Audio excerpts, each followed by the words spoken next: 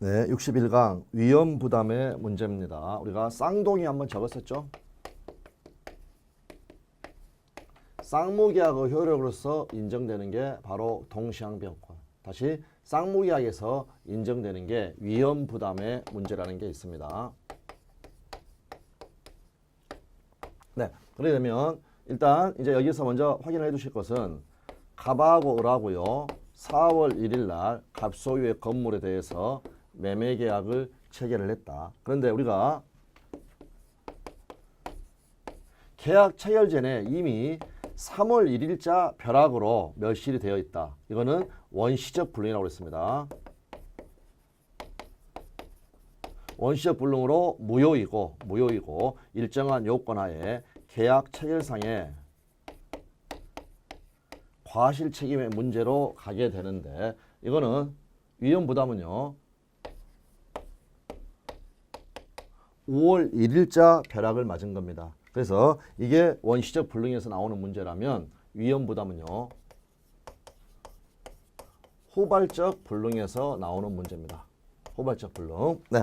그렇게 돼서 일단은 이제 위험 부담은 채무자 위험 부담주의와 다음 이게 원칙입니다. 채무자 위험 부담주의가 원칙. 다음 예외적으로 불이익, 채권자가 불이익을 입는 채권자 위험 부담주의가 있다. 그럼 지금 여기에서 5월 1일자 벼락을 맞은 것은 쌍방무책의 후발적 불능.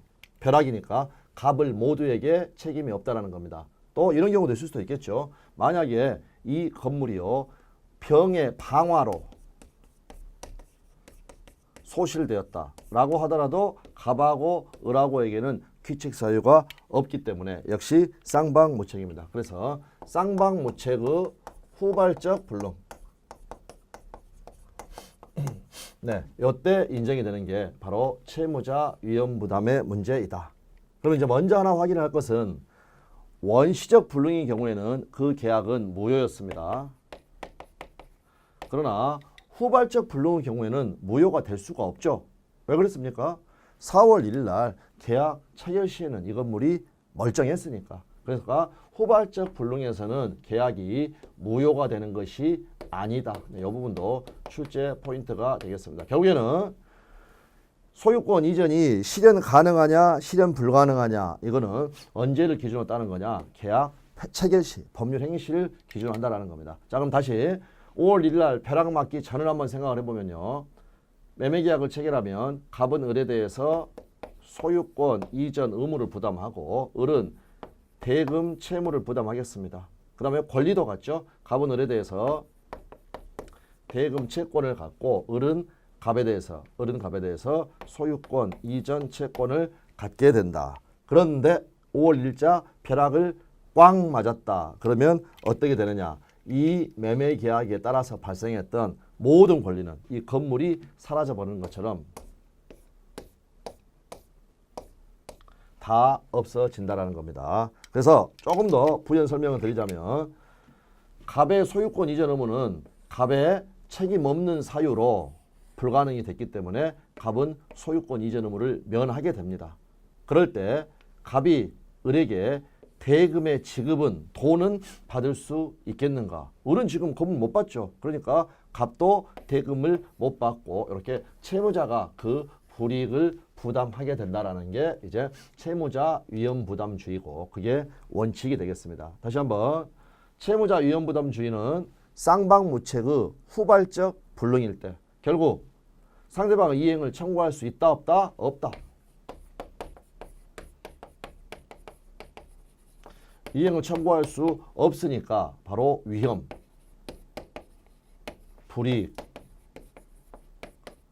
이거를 바로 채무자가 부담을 하게 된다. 이제 이게 원칙이 되겠습니다. 그런데 어떤 경우 그리고 여기서 판례가 하나가 있어가지고요. 그 판례가 시험에 자주 나옵니다. 자 만약 갑하고라고 4월 1일 날 매매 계약하면서 6월 1일 날 이행하기로 하고 이때 계약금을 1,000만 원을 지급한 게 있었다. 그렇게 되면은요. 갑은 지금 권리가 다 없어졌으니까 돈 못 받죠. 돈 못 받을 갑인데 이미 1,000만 원을 받은 게 있다. 그러면 이 1,000만 원은 부당이득으로 을에게 반환을 해줘야 한다. 이렇게 해서 내용을 보시면 되겠습니다. 다음은 이제 채권자 위험 부담입니다. 갑하고 을하고요. 역시 4월 1일 날 매매계약을 체결했다.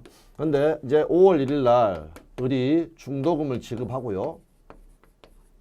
다음 이제 6월 1일 날 입주할 집이니까 들어가 가지고 집 구경을 하고요. 기분 좋게 담배 하나를 피우고 이 불을 잘못 꺼 가지고 5월 1일자 을의 담뱃불에 의해서 이 건물이 홀라당 타버렸다. 상식적으로 너무나 간단하게 이때는 갑은 을에게 돈 받아야 되겠죠. 그러니까 결국에는 이때는 이제 법률적으로 표현하면 채권자의 을의 책임 있는 사유로 을의 담뱃불에 의해서 이행 불능이 됐다는 겁니다. 물론 후발적 불능이죠. 5월 1일자니까.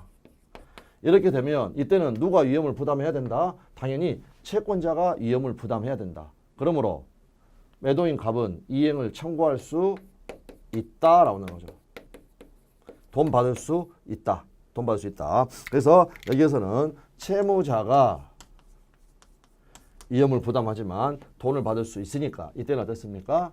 이 채권자가 위험을 부담을 한다. 그리고 한 가지만 팁을 드리자면 우리가 채무자 위험 부담주의, 채권자 위험 부담주의 이야기를 하고 있는데 매매계약은 여기서 보시는 것처럼 쌍무계약이기 때문에 갑은 채무자면서 채권자입니다. 다음 을 역시도 채무자면서 채권자입니다. 그렇지만 불능이 나올 때는 누가 채무자가 되느냐? 매도인이 채무자가 됩니다. 매도인이 채무자. 그 다음에 매수인이 채권자가 됩니다.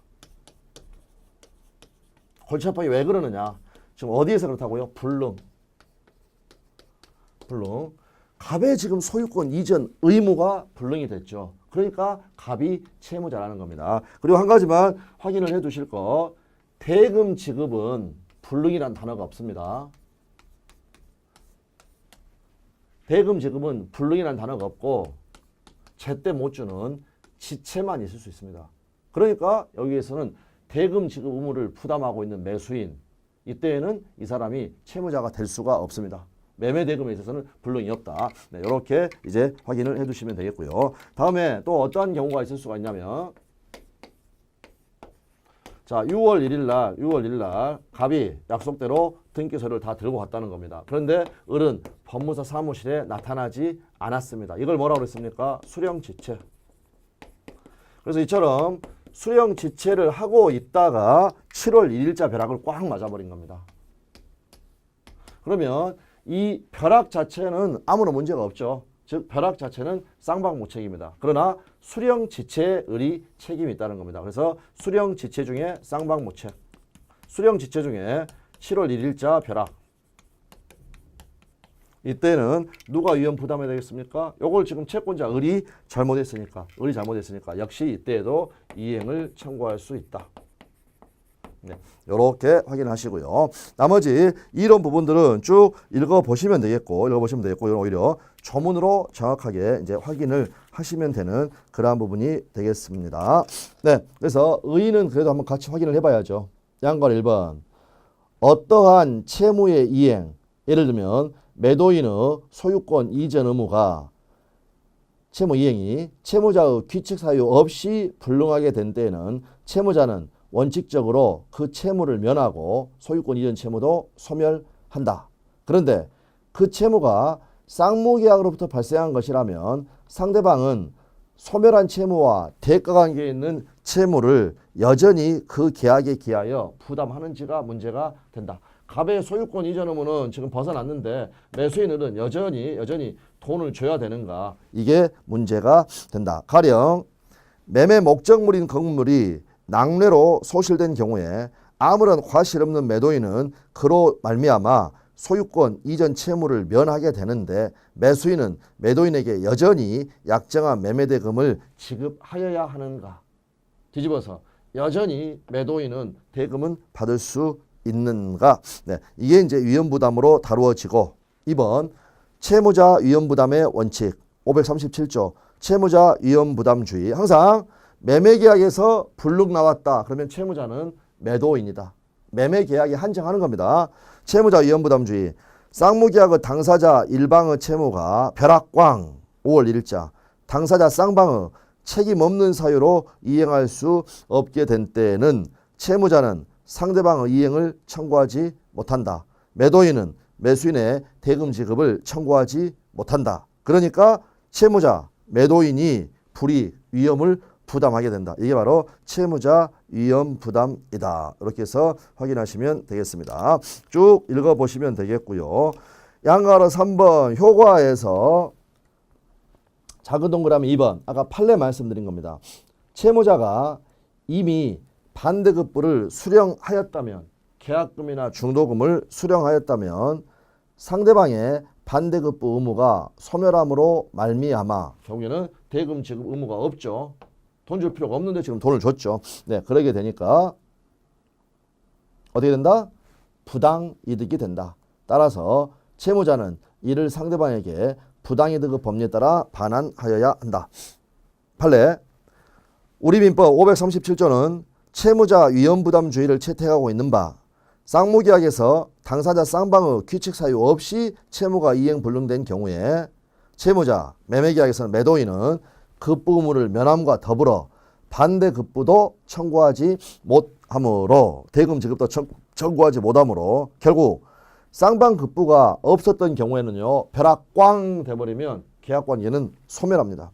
그리고 이미 이행을 한 급부는 결국 계약관계가 소멸했으니까 법률상 원인 없는 급부가 되고 부당이득의 법리에 따라 반환 청구할 수 있다. 그래서 시험에서는 정답 지문으로도 자주 나왔던 그러한 부분이 되겠습니다. 그럴 때 갑은 자기가 받았던 1,000만 원 주면 되죠. 근데 또 이 부분을요. 배액을 상환하여야 한다 해가지고 틀린 지문으로 정답 지문으로 나온 적도 있습니다.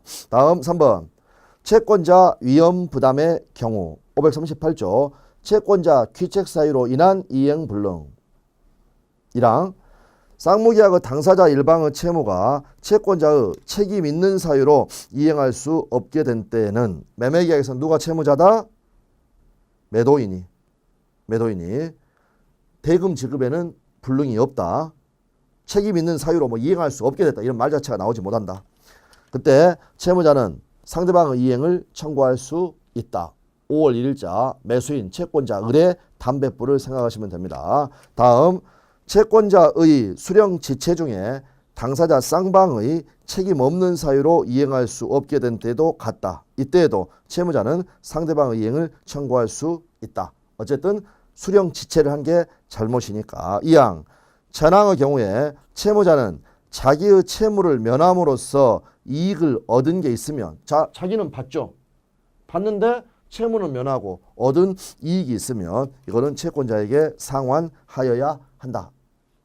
네, 538조 2항은 조문 그대로 해가지고 이렇게 암기를 해주시면 되겠습니다. 네, 그렇게 보시면 되겠고요. 그래서 효과 쭉 읽어보시면 되겠고 다시 한번 말씀드리지만 여기에서는 조문 자체를 그대로 파악을 하시는 것